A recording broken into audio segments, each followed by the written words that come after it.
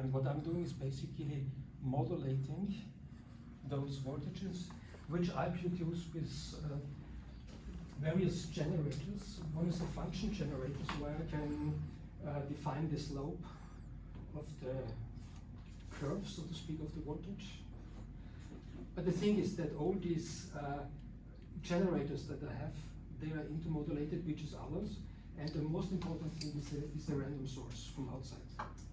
That gives me always injections, so to speak, of incertainness in indeterminacy.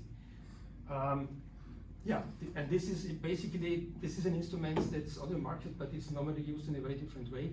So you create some nice sound and you hook up a keyboard and then you play melodies. But it's not what I wanted. I wanted to make a system that can be played, so to speak, only by myself as a performer on these knobs. And you can see that there's a lot of cables, and with these cables you can make a lot of connections between the different signals and modulate them and define where these different voltages are set and how they are modulated is done mostly with these numbers knobs.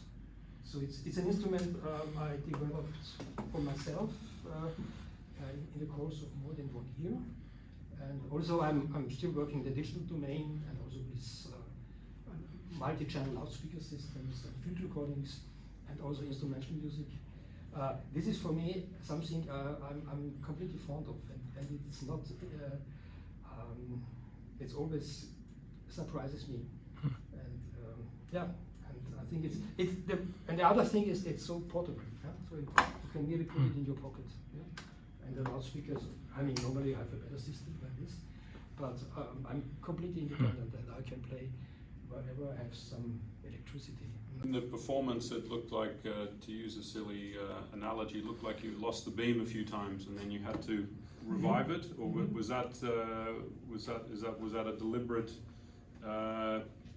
spontaneous composition, or did you actually just accidentally lose the beam and then had to revive it? It was both. Very, very well observed. It was both. Sometimes I tried to bring the system to a certain state, but sometimes it dropped it before.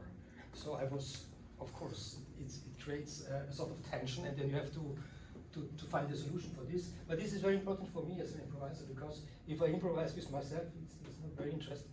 But if I improvise with a machine that has its own behavior, it's fantastic, because she is always challenging me to things that I did not prepare in advance.